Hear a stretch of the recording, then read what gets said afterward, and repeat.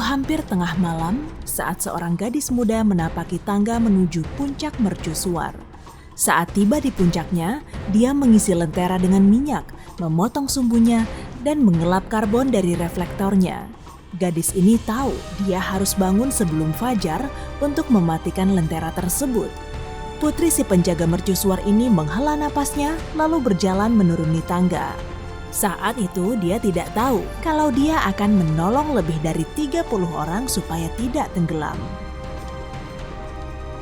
Hosea Lewis ditunjuk sebagai penjaga Lime Rock Lighthouse pada tahun 1854.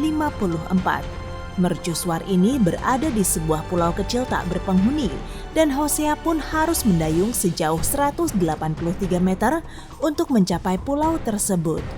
Sungguh perjalanan yang tidak mudah dan bahkan hampir tidak mungkin dilakukan di tengah badai musim dingin. Jika Hosea terjebak di pulau tersebut akibat badai, satu-satunya tempat bernaung hanyalah sebuah ruangan kecil di dalam mercusuar tanpa perlengkapan apapun. 2 tahun kemudian, untunglah sebuah rumah dibangun menempel pada menara tersebut, sehingga Hosea tidak perlu membahayakan hidupnya lagi mendayung bolak-balik dari dan menuju pulau tempat mercusuar berada. Pada tahun 1857, akhirnya Hosea pindah ke pulau kecil tersebut dan membawa keluarganya ikut serta. Putri tertuanya, Ida, baru berumur 15 tahun saat itu. Sayangnya, kebahagiaan keluarga ini tidak berlangsung lama. 4 bulan kemudian, kemalangan menimpa Hosea dan keluarganya. Hosea menderita sakit parah sehingga tidak dapat melaksanakan tugasnya lagi. Pria itu bahkan tidak bisa berjalan tanpa bantuan orang lain. Sebagai anak tertua, Ida harus mengurus ayah dan adiknya yang juga sakit parah. Dengan bantuan ibunya, ia juga mulai mengurus mercusuar tersebut. Hampir setiap hari, Ida mengantar jemput adik-adiknya ke sekolah dengan naik perahu. Dia juga sering mendayung ke daratan untuk membeli bahan pangan dan perlengkapan lainnya. Tak aneh kalau gadis ini pandai berenang dan sangat ahli dalam mengurusi perahu dayungnya yang berat. Hidup yang dijalaninya memang tidak mudah. Tapi tak pernah sekalipun dia berpikir bahwa suatu hari dia akan menjadi pahlawan. Hari itu, 29 Maret 1869, badai salju yang dahsyat berkecamuk. Ida sedang flu berat dan beristirahat di rumahnya. Dinding rumah yang tebal melindunginya dengan aman dari angin dan suhu dingin yang menusuk tulang. Ibunya, Zoradia Lewis, pun gelisah. Dia punya firasat, ada sesuatu yang salah di luar sana. Seperti putri tertuanya, Zoradia tidak suka bermalas-malasan. Dia pun pergi memastikan apakah minyak di lentera mercusuar cukup untuk menerangi laut malam itu. Jendela mercusuar yang bercahaya menghadap ke arah laut. Zoradia hafal betul pemandangan ini di luar kepala. Itulah sebabnya dia segera menyadari sesuatu yang dalam sekejap membuatnya pucat pasi. Ada kapal terbalik di tengah amukan ombak yang dingin. 2 orang pria berpegangan di lambung kapal dan berteriak minta tolong. Rupanya mereka adalah tentara, Sersan James Adam dan prajurit John McLaughlin. Mereka berlayar dengan perahu kecil dari Newport Harbor. Pemandu mereka, seorang anak lelaki berumur 14 tahun, mengaku tahu arah di seberang pelabuhan. Tapi ombak malam itu terlalu tinggi dan perahu mereka pun terbalik. Anak itu langsung tenggelam menghilang di telan ombak.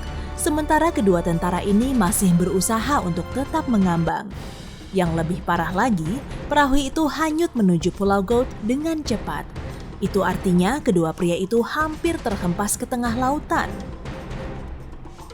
Ketakutan, Zoradia berteriak memanggil putrinya. Saat Ida mendengar ada 2 orang yang tenggelam, dia langsung bangkit dari tempat tidur dan segera berlari keluar. Karena berpikir bahayanya terlalu besar, sang ayah berusaha mati-matian mencegah agar putrinya tidak keluar. Tapi Ida sama sekali tidak mengindahkannya. Dia tidak membuang-buang waktu bahkan untuk sekedar memakai sepatu boot, mantel, juga topi dan syal.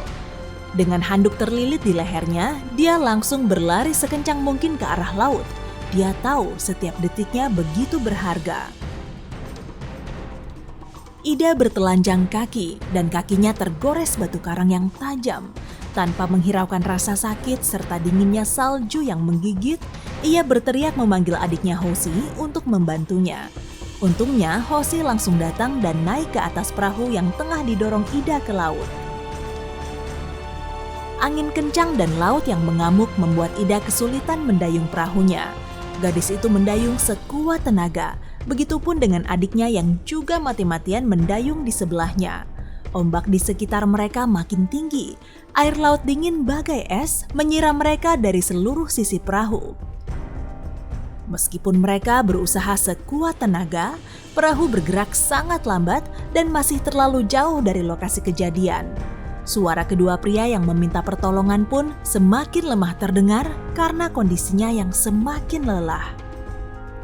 Tiba-tiba Ida seperti mendengar suara wanita. Itu pasti suara angin.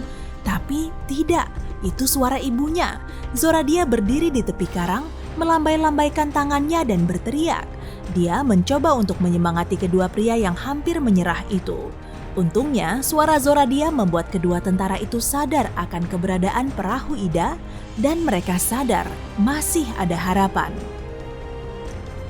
Meskipun terus terombang-ambing dan kemasukan air, perahu kecil Ida akhirnya berhasil mencapai lokasi kejadian. Gadis itu kelelahan, tangannya kram dan kakinya mati rasa. Dengan bantuan adiknya, dia menarik kedua pria itu ke atas perahu. Keadaan mereka sangatlah lemah. Ida tahu kalau dia tidak punya waktu untuk beristirahat. Satu-satunya yang dipikirkannya adalah membawa kedua pria itu ke tempat yang kering dan Ida tidak peduli sedikit pun akan rasa sakit, lelah, dan hipotermia yang dirasakannya. Salah satu dari pria tadi tak sadarkan diri, sehingga begitu sampai di pantai, Ida dan Hoshi harus memapahnya ke dalam rumah. Sedangkan pria yang satunya sanggup berjalan sendiri ke mercusuar. Kedua pria itu tinggal selama beberapa saat di sana hingga akhirnya mereka pulih kembali. Namun butuh berjam-jam bagi Ida untuk menghilangkan rasa menggigil dan menghangatkan kakinya yang membeku. Apalagi sebelumnya ia sedang flu berat sehingga ia butuh waktu untuk pulih. Meski begitu, setelah kedua tentara tadi merasa sehat, Ida tetap mengantarkan mereka dengan perahunya kembali ke pangkalan militer.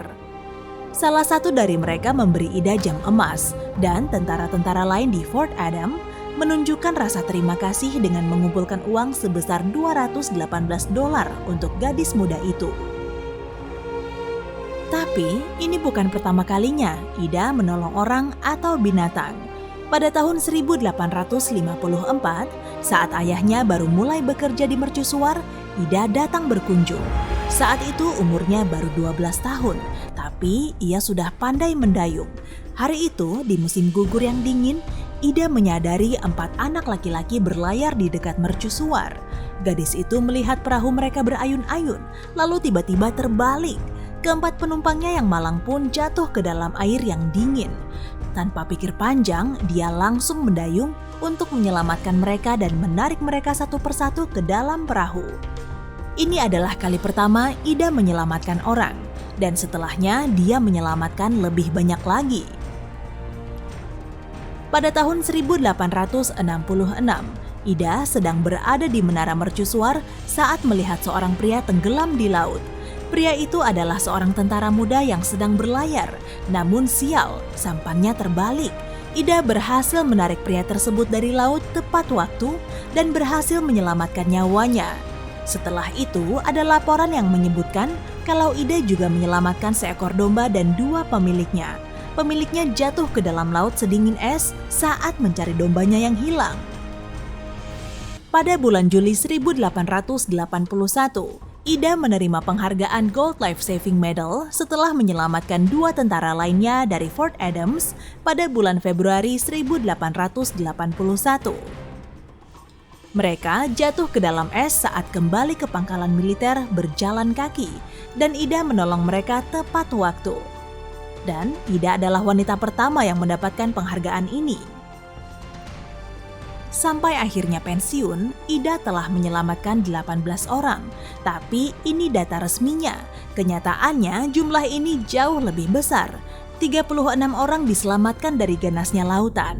Ida Louise melakukan penyelamatan terakhirnya saat berusia 63 tahun, yaitu saat temannya jatuh dari perahu saat datang mengunjunginya.